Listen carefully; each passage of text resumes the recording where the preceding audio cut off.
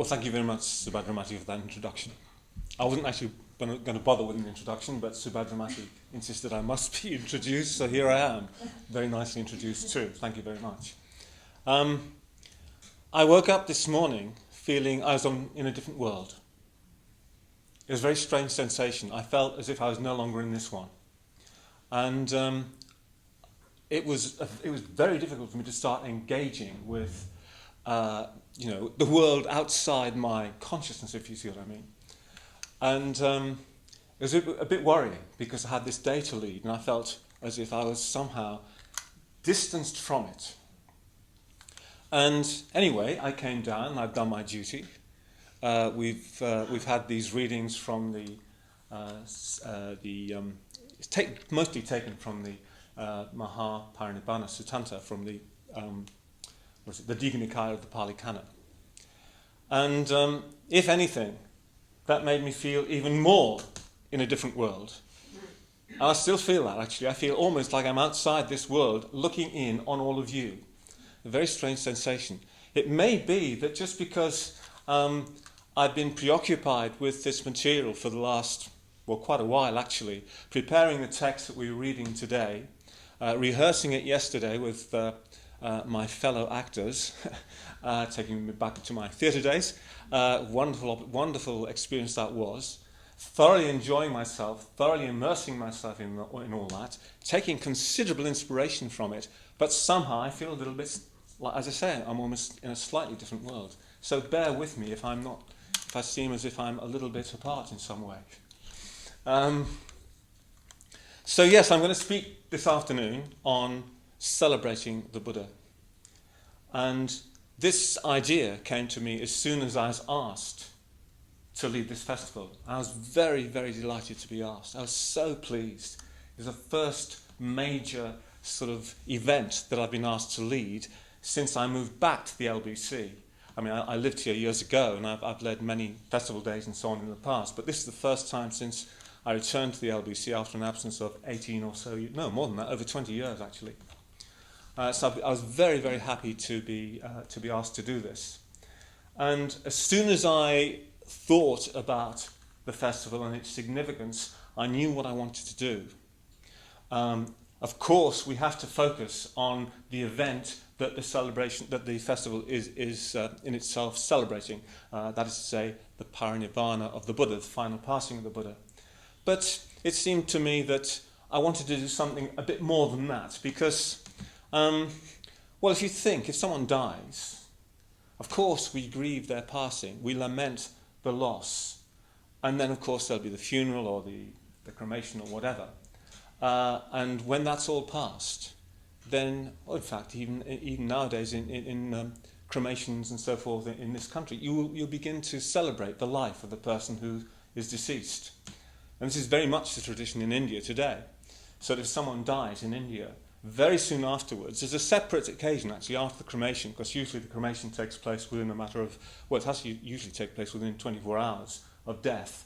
But very shortly afterwards, maybe a few days, maybe a few weeks, all those who were friends or close to the deceased in some way will come together and they would have their punya numodana ceremony, which is an occasion on which they celebrate the life of the deceased.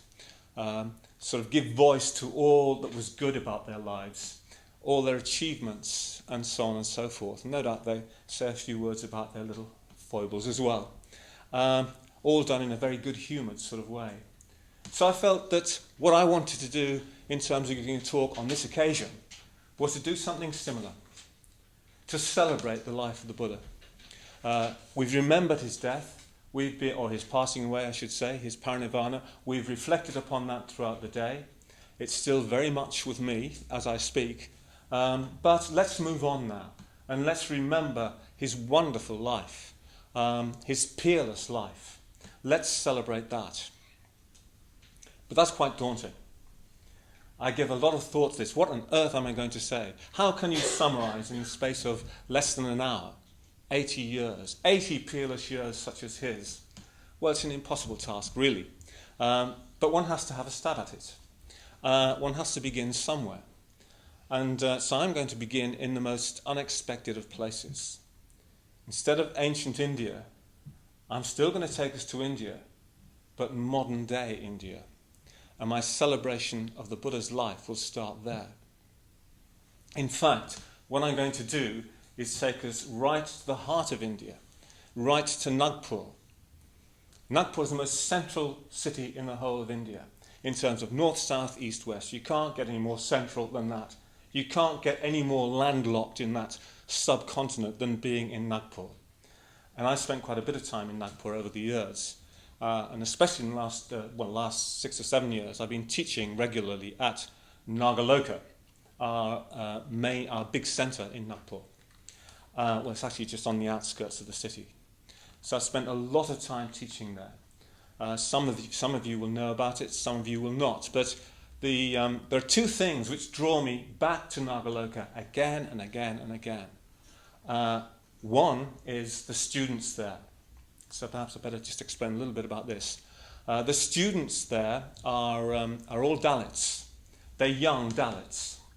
A Dalit is, it's the sort of more acceptable term nowadays for someone who has an untouchable background, or let's say now an ex-untouchable background. Because many people in India, of course, have converted out of those communities to Buddhism.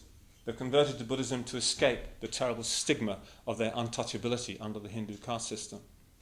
So at Nagaloka, every year, there's an 8-month Dhamma course for young Dalits. And they're drawn from communities all over India. They come from all over that vast subcontinent, from Arunachala state in the northeast, right down to Tamil Nadu and Kerala in the south, and up to Gujarat in the west. We've not had many people from Bengal. Actually, I'm not sure that we have had any from Bengal yet. But anyway, certainly from Orissa, which is in the east. So every year there's about 100 or so students go and do that course. And I teach them, or at least I have been doing quite a lot of teaching for them. And what draws me is the sheer vitality of them. As an old man, lacking in energy, I mean, I've got perhaps a bit more energy than most 68-year-olds, but, I find it thoroughly reinvigorating mixing with them, teaching them, because their age range is sort of 17 to 24, with a predominance of 18 to 22. So I love going there, and that's the main reason I go there. But there's a subsidiary reason, and that is that I love the Buddha statue there. At Nagaloka, there's a very, very tall walking Buddha statue. In fact, the last time I was there, I can't remember what the occasion was, it was some sort of festival day, I was asked to give a talk about the walking Buddha statue, and I did that. But because I had to speak about it, of course, it made me reflect upon it, look at it more closely, try to see what message, if you like, that conveyed to me. Now, this Buddha statue, this walking Buddha statue, is very unusual because, of course, most Buddha statues are either seated forms like this one here, and occasionally you get reclining forms like this one below, the seated Buddha, and occasionally you get standing Buddha images. Just as a bit of a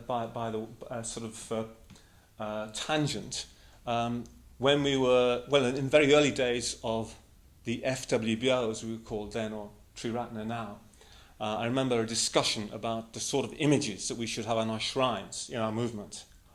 And someone suggested, well, wouldn't it be good to have some shrines which would have a reclining image like that? And Sangharaj just said, no. No, we don't want an image of that sort. Gives the wrong sort of message. Because, we were all a bit laid back, some of us were anyway, ex-hippies, not that I was actually, but most of my peers were, and a reclining image on our shrine perhaps was not going to give the right sort of message. So he thought, no, we should have seated images, or perhaps a standing image. But I remember him also mentioning that, what about even a walking image? But probably most of you have never seen a walking image of the Buddha, because they're not traditional. They've not been made. But we had one made for Nagaloka in central India because, of course, that whole project came out of the conversion in 1956 of Dr. Ambedkar to Buddhism.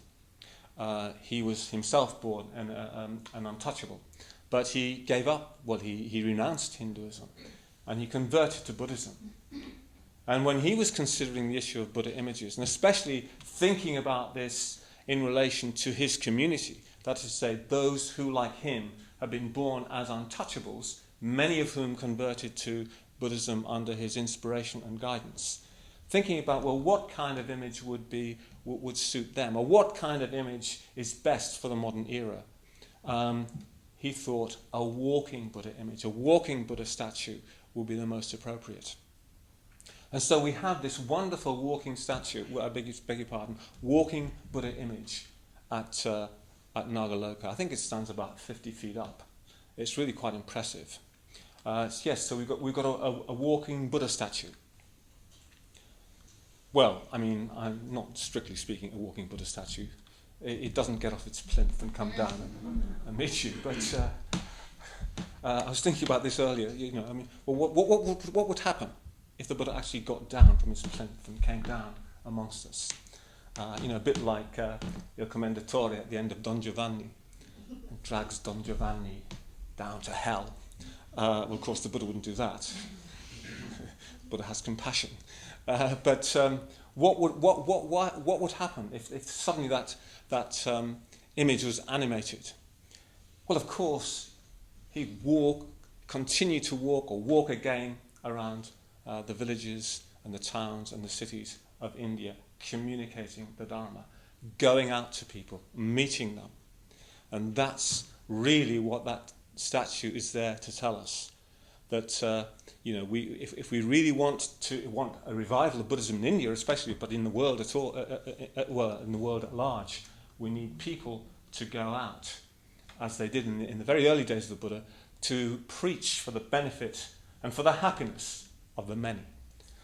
So the idea inspiring that statue, if you like, is it comes from the exhortation that the Buddha himself gave to his first 60 enlightened disciples. No two of you go the same way.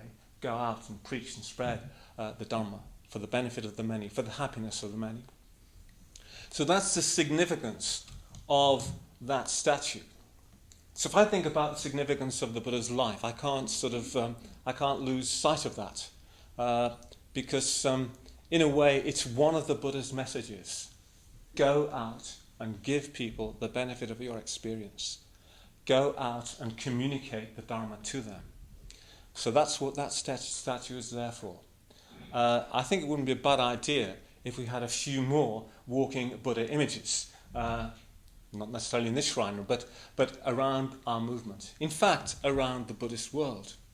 It's very interesting that when that statue was built for Nagaloka, because it was built in Taiwan, I believe. It certainly came from Taiwanese money, but it might have been built in China, but I think it was Taiwan. It was certainly done by a very, very famous contemporary Buddhist sculptor. But because this statue had been built, of course, the artist would have presumably shown, as artists do, shown some of his work to other people, to other temples, and so on and so forth. And apparently there's now an interest in Taiwan in walking Buddha statues, which have all come from this idea of the walking Buddha statue at Nagaloka. So when I was thinking about giving my talk on the walking Buddha statue when I was there, I looked at it very, very hard. And I tried to see, what was it that this image was really communicating. I must say, when I first saw the image, I wasn't entirely taken with it, because I didn't quite like the face. There's a story behind that. I'll come back to that in a minute. But walking around the statue, and it stands on a mound, it's quite high, it's mounted quite high, and you can walk the walkway all the way around. It takes you 2 or 3 minutes to walk around. But walking around it, looking at it from all these different angles, seeing it standing there sort of like this, it's a very dynamic image. And the Buddha's in this gesture of fearlessness. Fear not, he's saying. but he's moving forwards. And the way that the statue has been created, it looks as if it's really an embodiment of tremendous energy. There's a tremendous movement in the figure. It's beautiful to look at from behind, because it's almost as if the robes behind him suggest the momentum of the urgency of his mission. So it's an entirely, it's a highly evocative image for me. So this is one of the things that I take from that image. The urgency in the movement that I sense in that figure tells us of the urgency of the samsara, of of conditioned existence, and that it needs relief from suffering. I said that when I first saw this image, I wasn't too keen on the face, but gradually I realised why that was, and that was because I simply couldn't see it. I was too far below it. I was looking up at it all the time. But the last time I was in India, I bought a pair of binoculars, cheap binoculars, and I had a look at the face through my binoculars. And then I realised it's actually a very, very fine face. It's just that if you need to see it more close up to really appreciate it. And there's a very, very subtle, compassionate smile on the face of that image. So all of these things together are giving the same message. Relieve suffering, act from compassion, go out and preach the Dharma. As well as, of course, fear not. Don't be afraid. Enlightenment is possible. You can escape the rounds of rebirth. You can escape the samsara. You can escape the dukkha, the suffering, the pain of this life into something higher. So, yes, so when I started to think about celebrating the Buddha, my mind went immediately back to that statue, because it's had such a big impact upon me. I spent a lot of time at Nagaloka, which means I've spent a lot of time around that image. Because where it's so sort of, it dominates the entire campus. You can't get away from it, really. I could see it from my room. If I was in the dining area, I could see it from there. You can see it from everywhere on the campus. And you can see it from quite far away as you approach Nagaloka along the road. And one of the things I realised was that just having such an impressive image, an image which to my mind actually does communicate the spirit of the Buddha's life, having that present all the time, or being under its influence so much, it subtly affected my level of inspiration. I could feel the impact upon it, of that upon me. So, yes, that was the first thought that came to mind when I thought of celebrating the life of the Buddha. But it's connected with something else which I've already mentioned, and that is the fact that in 1956, Dr. Ambedkar converted to Buddhism. And as a consequence of that, many, many people from his community have converted to Buddhism too. So that over the last 50 or so years, 60 or so years now, Buddhism has been reviving in India. And more and more people attain the Dhamma in India, especially from those communities, though not exclusively so. And this is much needed because, as Dr. Konza, who was a translator in the late 20th century, who translated many of the Prajnaparamita texts, such as the Perfection of Wisdom literature, who Bhante Sangharakshita actually knew. In one of his books, he says that Buddhism has been on the defensive for the last 1,000 years. Another way of putting that is that Buddhism has been slowly disappearing from the world.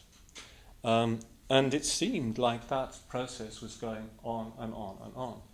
The tide really only turned, I would say, it might be arguably in India when Anagarika Dharmapala returned there to try to revive Buddhism in India at the turn of the 20th century, but it really only gained momentum with Dr. Ambedkar's conversion in 1956. And this is the brightest hope in the Buddhist world today. This is the most recent legacy of the Buddha's life. Because in a sense, what I'm talking about is that legacy, the legacy of the Buddha's life. the fact that all of us are here today is entirely to do with the fact, entirely to do with the fact that 2,500 years ago, the Buddha gained enlightenment.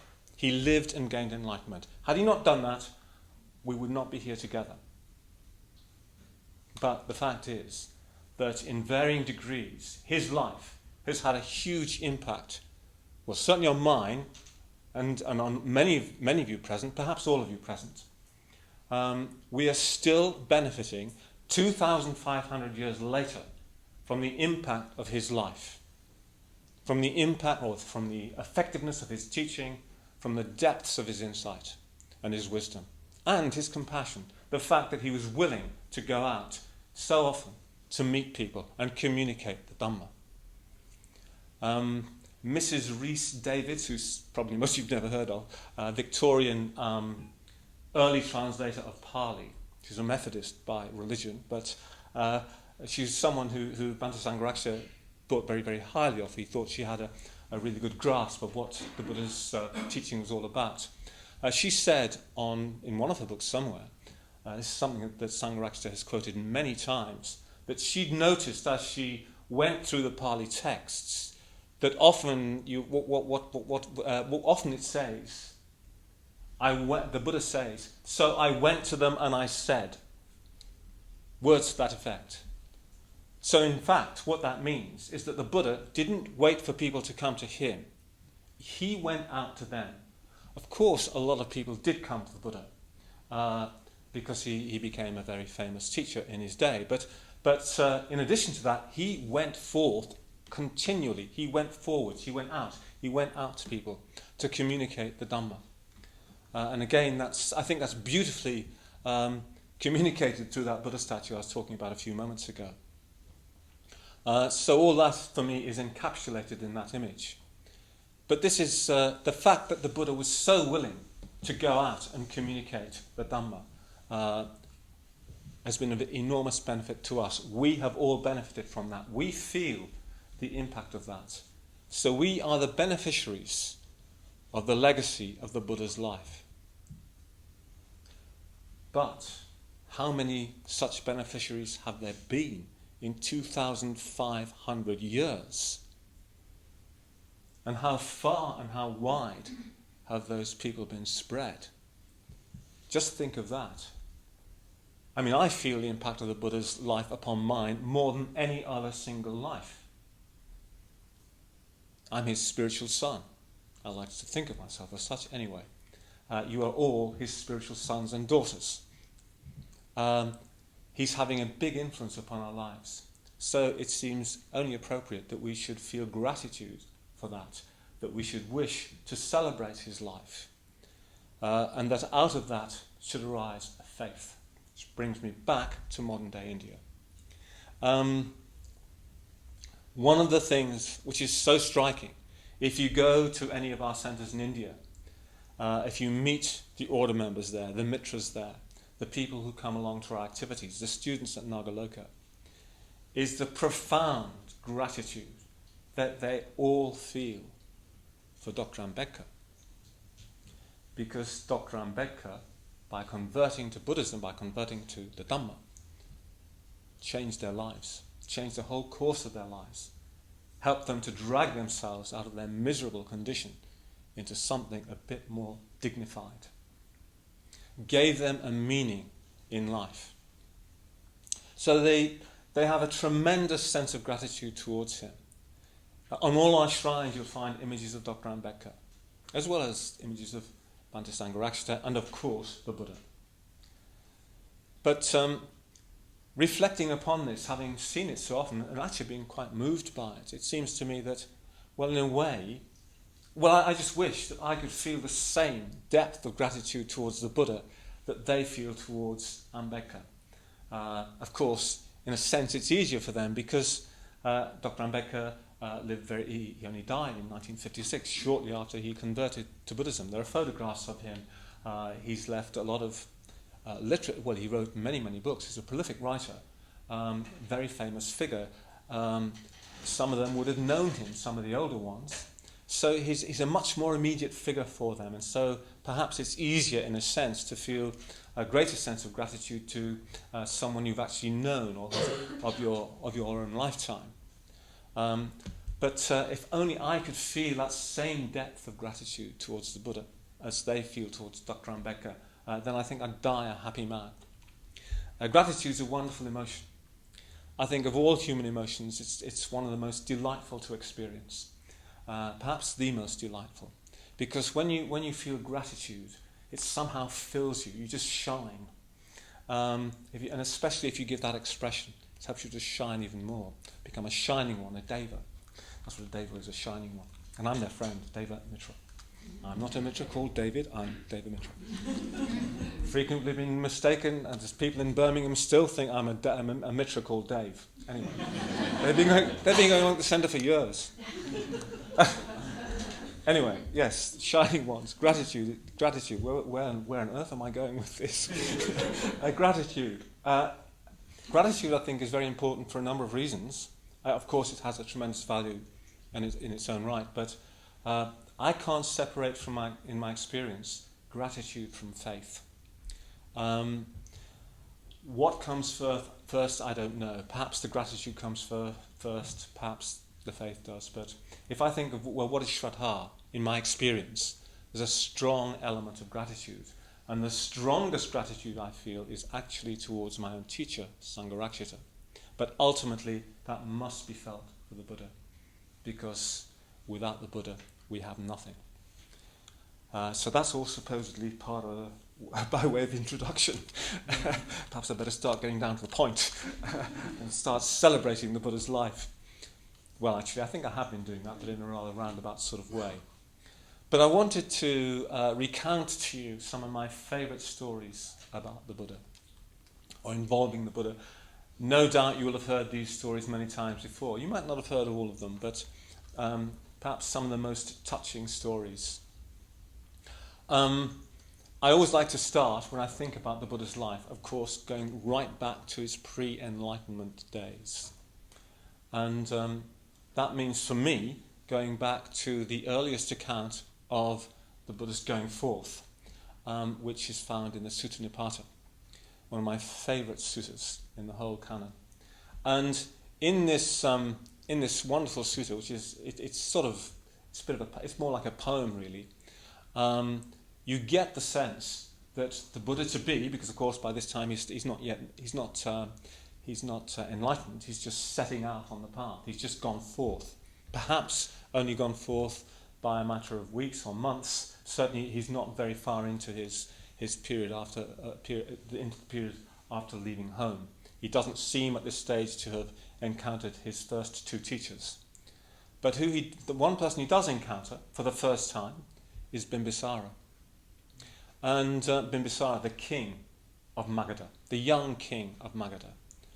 And it's Bimbisara who casts eyes first on the Buddha. He sees the Buddha in the distance, and he's really struck. Of course, I must keep saying the Buddha to be, because he's not yet enlightened. But even so, Bimbisara is really struck by the demeanour, by the appearance of this young man. And he's so struck, he sends some of his retainers out to track him, see where he goes. He knows he's a wanderer, he's a mendicant, he's wandering around the streets of Rajagaha seeking alms. But anyway, he goes off to a cave in Mount Pandava, which is nearby. And the messenger comes back and tells Bimbisara where he's gone. And he describes Siddhartha, the Buddha to be, as a bull, a lion, a tiger. He has that sort of strength, that sort of power. There's something about him which stimulates the retainer to describe in these terms. And of course, the Buddha frequently was described or compared to these kind of animals, big, powerful animals, even, dare I say it, aggressive ones. But they seem entirely appropriate to the Buddha insofar as they illustrate his heroic qualities. I mean, he left home. Well, if you get the impression reading this text in Sutta Nipata, at least, that he left home when he was very young. I mean, the traditional account says he left home when he was 29, but he's described by Bimbisara as a youth in heyday prime. But a young man of 29 is still young, but he's not a youth in heyday prime. So perhaps the Buddha went forth at a much earlier age than the tradition is willing to acknowledge. Maybe he was still in his late teens. Certainly the description given by Bimbisara, according to that sutta, would fit that. But Bimbisara is so struck by the demeanour of this man, the young man who's out on the beginning of his quest. But for those two, it was the beginning of a lifelong friendship. Bimbisara, from time to time, would go and see the Buddha. And it was obvious that there was a strong link between them, king though the one was. So yes, it's a significant. It's significant that this is in a way the beginning of one of the Buddha's longest-lasting friendships. They were friends to the end. So that's the first thing that comes to mind. But the sheer sort of the determination, the courage of what that young man had done. He'd given up a wealthy, easy lifestyle. He didn't want to settle down. And of course, when you're young, perhaps you don't want to settle down.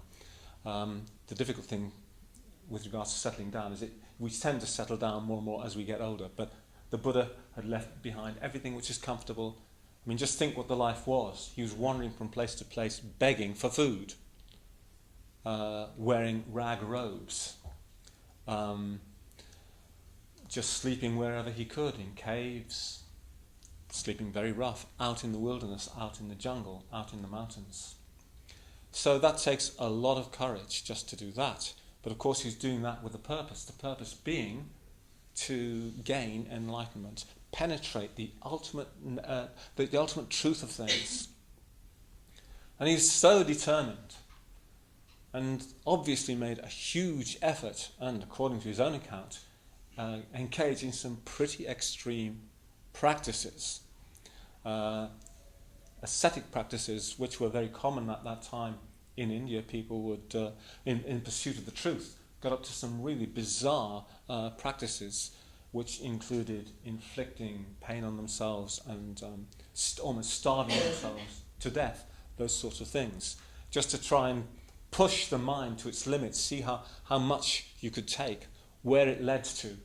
I mean, the Buddha said that he outstripped all his contemporaries with regards to his the extent to which he took these practices seriously, even to the point that it seems he brought himself almost to the verge of death. But fortunately for us, he realized at a certain point, at a crucial point, that this was not the right way to go. And that's when he gave up his ascetic practices and found another way, which is the story of the Enlightenment, which I'm not going to go through at the moment. But I suppose why I wanted to mention this afternoon, this evening, it's already getting dark, was to highlight these heroic qualities that the Buddha had, and which you can see in his life even after he's enlightened. I mean, for example, there's the encounter with Angulimala. Angulimala, supposedly at least, was what we would call a serial killer. And if you went anywhere near Angulimala, you had to watch out, because very likely he'd take your life and cut off one of your fingers. That's what his name means. He has something like, it means a mala of fingers. So Angulimala was trying to collect a mala, a necklace of 108 fingers. And he'd got nearly every one. Just needed one more. He thought about his mother, decided no, maybe not her. Then he became aware that someone was approaching him from afar, and it was the Buddha. And he knew about the Buddha apparently. And And the Buddha knew perfectly well what he was doing. People tried to stop him going down this road. Said, don't go there alone. If you go down that road alone, Angulimala will get you. He'll kill you. But the Buddha was completely unperturbed. And he walked deliberately into Angulimala territory and ended up converting him to the Dharma, which is a wonderful story. So that's how. But I mean, the point in telling this, I'm not going to give you the whole story, but just to point out that the Buddha's fearlessness, if you like, of course, persisted after his enlightenment. Perhaps he wasn't completely fearless, or couldn't have been completely fearless until his enlightenment. But these heroic qualities remained with him. So the Buddha was fearless. He's a very, very, he's a fearless man. Getting enlightenment means that you overcome fear completely. It just disappears. No more fear once you're enlightened. It's worth getting enlightened just for that. That story comes to mind. I suppose another story that immediately comes to mind when you think of the Buddha is the beautiful story of Kisagotami. And this story, of course, fits in with the theme of today because we're concerned with recollection of impermanence, of death, of the fact that all things pass, including living beings. And Kisagotami was a young mother, and she lost her only child, her only son. He died, and she was absolutely mad with grief. And she was seeking someone to bring her child back to life. And she apparently was walking around, I can't remember which town it was, but wherever it was, she's walking from place to place, asking people if they knew anybody who could bring her child back to life. She was so distraught with grief at her loss. Eventually, someone suggested she go to see the Buddha. And so she went to see the Buddha. And she took the body of her dead son with her, explained what she wanted. That would be very easy, I suppose, to say, look, don't be silly. This is a waste of time. Can't you see everyone dies? What's the problem? But the Buddha's response was very, very, very, very interesting. He just said, okay, well, I might be able to help you. See if you can find, well, go and get me a sesame seed from a house in which no one has died. So she's delighted. The Buddha might help her if she can achieve this. So off she goes with the dead body of her child from house to house, asking, could you give me a sesame seed? Yes. Has anyone ever died in this place? And the universal response apparently was, do not remind us of our grief. And this happened time and time and time and time again. She went from house to house to house to house until finally the message sunk in. And it said that she abandoned the corpse of her young son by the side of the road, went back to the Buddha and asked him, give me a refuge. And she eventually became an arhat. So it would have been very easy for the Buddha just presumably, or anybody else, just to dismiss her or to respond in a more sentimental kind of way.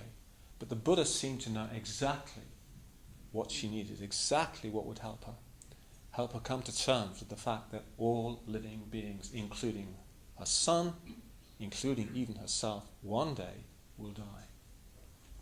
So I suppose this is an example of what in Mahayana tradition would be referred to as the Buddha's skillful means. He found a way of helping her to see the truth.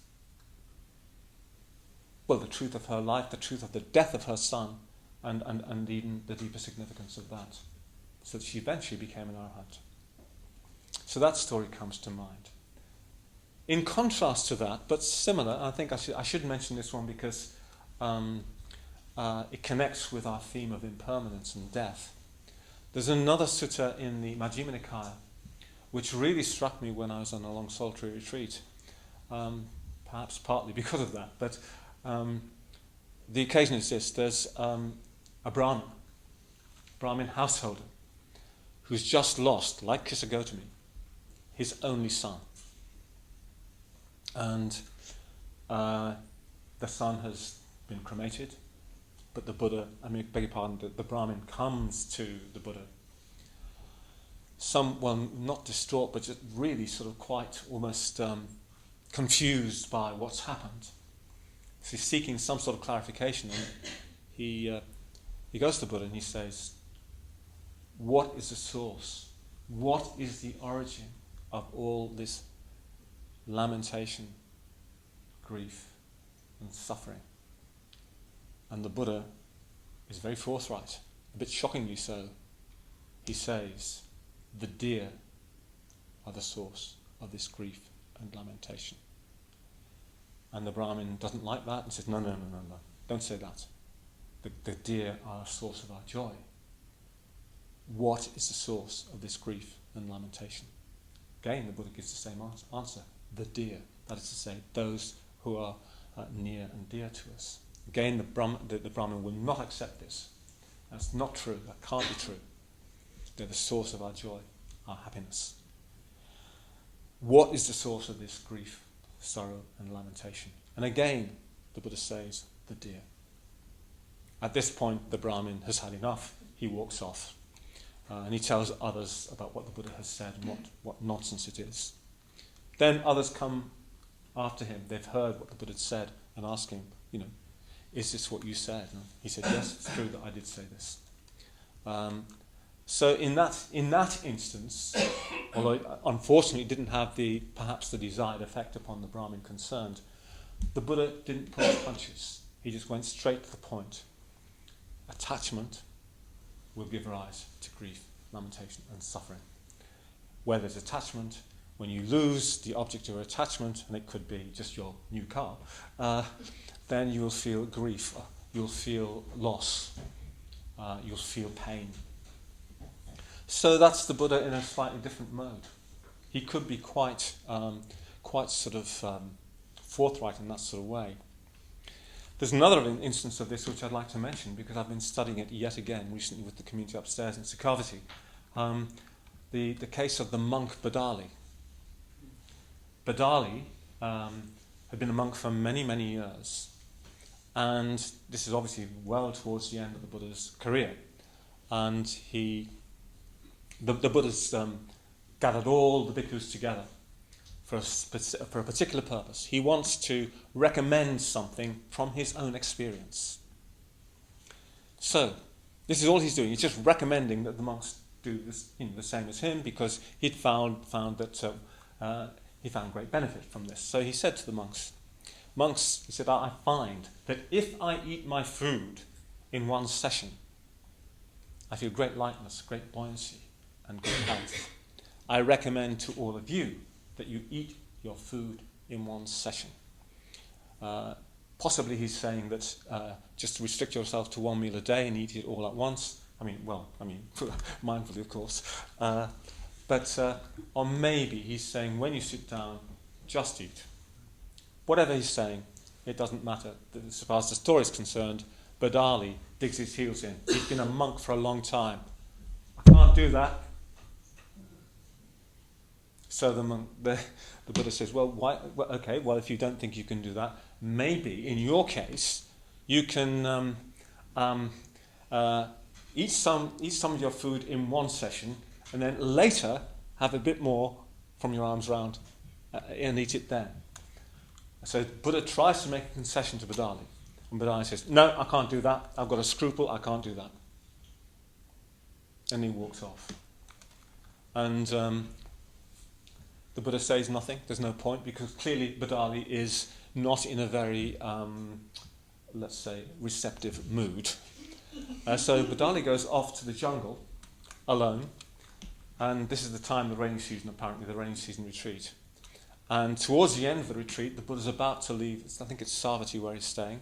And some of the monks that knew what had happened with Badali see him, and they say, "Look, the Buddha's about to go, about to leave. The rainy season retreat's coming to an end. Maybe you should go and have a word with him." Because everyone knows that, he's in a bit of a... Badali went off in a bit of a huff. So Badali begins to see sense, and he goes to see the Buddha, and he sort of confesses what's happened. That he resisted the Buddha's recommendation.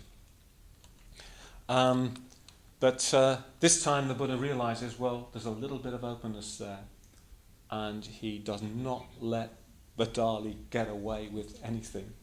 Badali confesses so much, but then the Buddha said, look, when you refused to even try putting that into effect, you must have known that all the other monks, all the nuns, all the people in Savatthi would know that you are a monk who doesn't put into effect the teacher's recommendation. And that affects everybody. And by degrees he draws this out in Badali and points out to him what a fool he has been. He doesn't mince his words. He says, "You foolish man, I have known you for years, and look what have you done? You've completely forgotten the purpose or the reason why you became a monk." So again, the Buddha could be very, very forthright in that kind of way, and that's another quality that I really appreciate in him. He doesn't if he thinks he's got the opportunity, when he sees the time is right, when he has the opportunity to communicate something which might be difficult, he takes advantage of it. Another of my favourite stories about the Buddha involves Super Buddha. Doesn't mean an extra special Buddha. Super Buddha is a name. It's the name of a rather wretched creature, a leper. And what happens is that the Buddha is giving a discourse to a large number of people somewhere. And Super Buddha, who's a leper and a beggar, he sees the large gathering. He decides, if I go there, I might get some food. So he goes to the gathering. And as the Buddha's speaking, apparently, he's looking around the assembly, trying to take everybody in, trying to suss them out perhaps at a distance. And the thought passes through his mind, who in all this assembly will be receptive to what I have to say? Who will be able to penetrate the Dhamma? And it's described as a very large gathering. And right at the back, he sees Super Buddha, and he thinks, he's the one. He will understand. And so he directs his discourse, as it were, at Super Buddha. In other words, he sort of modifies it in a way which, presumably, he senses would make Super Buddha receptive to what he's trying to communicate. So what eventually happens is that Super Buddha is so moved. I mean, he didn't go there for the Dhamma in the first place. He just went there on the off chance of getting a bit of food. But he's so moved by the Buddha's presence, by the discourse, he decides he wants to go for refuge. He wants to become one of the Buddha's disciples. And then the Buddha exhorts him. And very, very soon afterwards, Super Buddha he gains insight. Doesn't become fully enlightened. He became a stream entrant. So I found that story very, very interesting. The Buddha he obviously was having a very, very positive impact upon everybody he was speaking to. The gathering is described as having been inspired by the Buddha and so on. But it was that one person who he sensed or who he intuited would respond in the most deep way. And so the Buddha was clearly very, very aware of those people he was talking to, even in a large gathering. Unfortunately, what happened to Super Buddha is shortly after he'd had this wonderful experience, he was killed by a wild calf.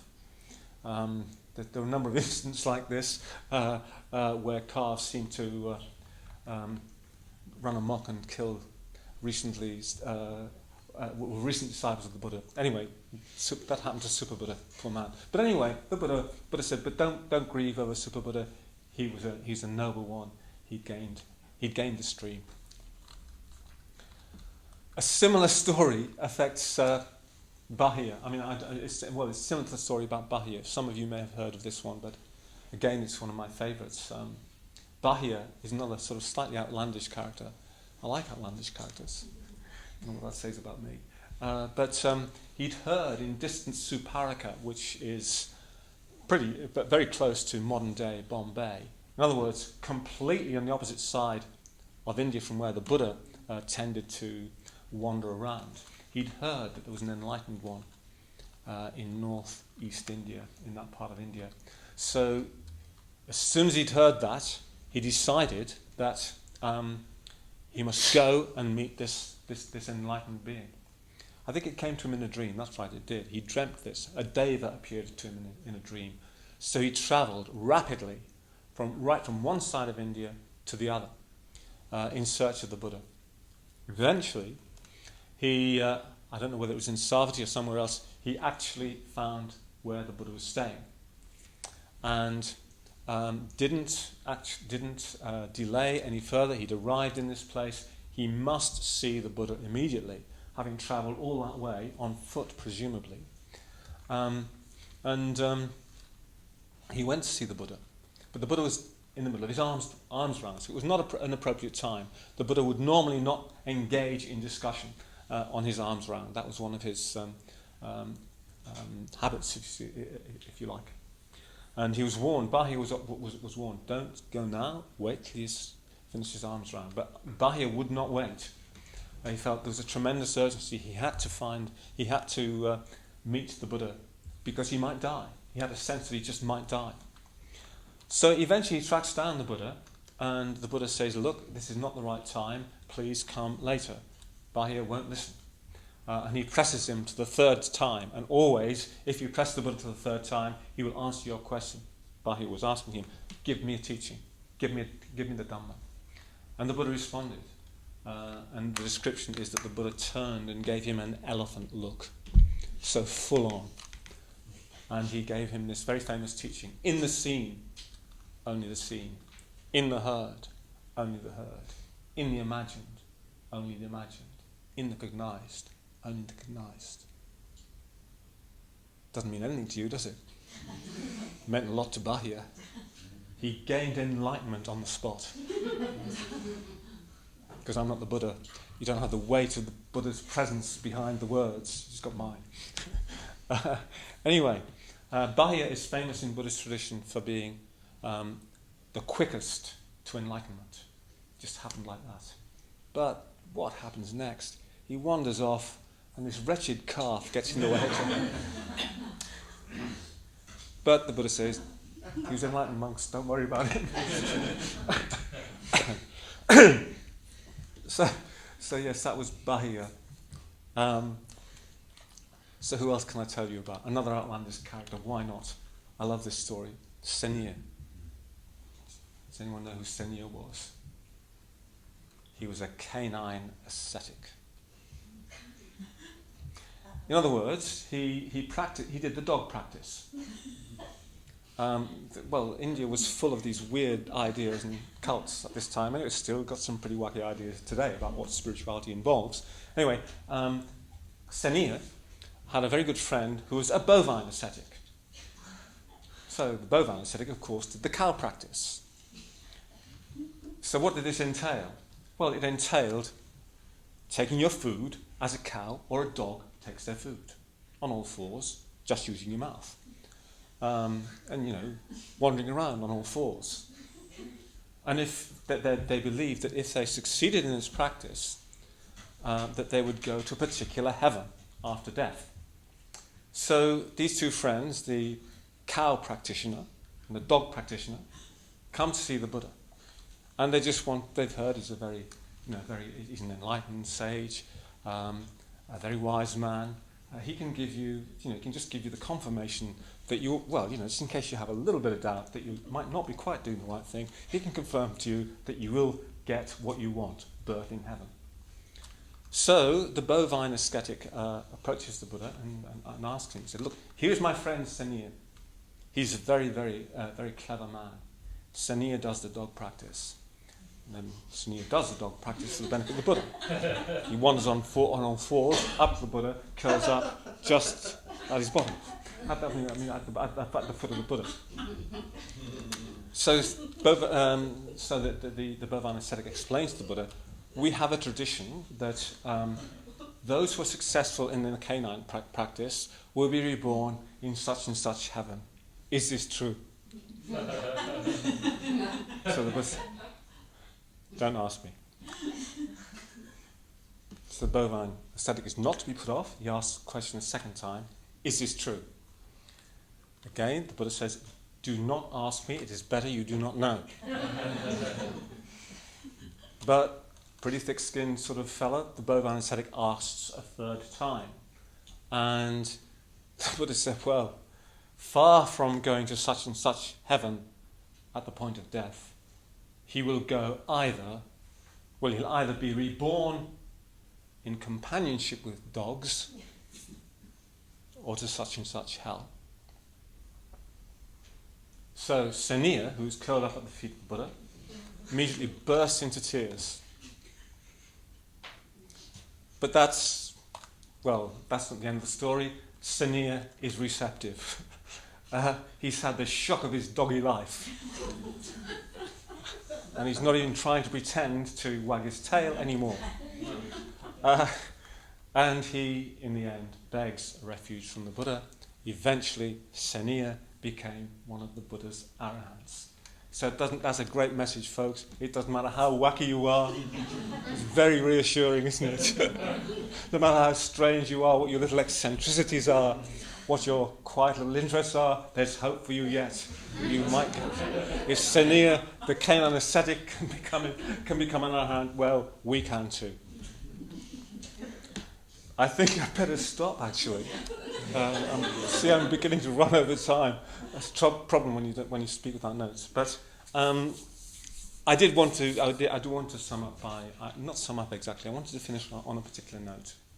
In fact, I'd like to bring us back once more to Nagpur. I'd like you to imagine that wonderful walking Buddha statue. And just imagine what would happen if suddenly that statue was animated and it stepped down from its plinth. And the Buddha once more walked through the villages and towns and the cities of modern-day India. And no doubt people would start jet-setting from all over the world to listen to his discourses. How wonderful that would be. But it ain't going to happen. But it needs to happen. Something like that needs to happen. So what are we going to do about it? Why do you think this centre exists? It exists so that we can make known the Buddha's teaching to the greatest number of people, for the benefit of the many, for the benefit and the happiness of the many. That's the real reason why this centre exists. That's the reason why so many of us become ordained and try to live as fully as we can according to the values of Buddhism. But there aren't very many of us. When I was a young order member, a long time ago, Sangharakshita was very, very, very keen that we should all go out and set up new centres here, there and everywhere. He ordained me as Devamitra for a particular reason.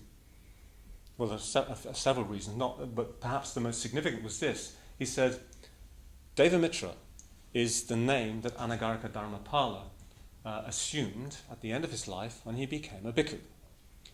And he said, now there's someone to emulate. Dharmapala set up over 100 Buddhist centres worldwide. So it's the Buddha's message, if you like, to those 60 arahants again. Of course, they were arahants. We're not arahants. I'm not an arahant anyway. But I do have some understanding, some experience of the Dharma. I have enough to know, I have enough knowledge to know that my own limited experience of the Dharma has been of benefit to others and still is of benefit to others. And I hope that will continue as long as I breathe. It's what I live for. I love communicating the Dharma.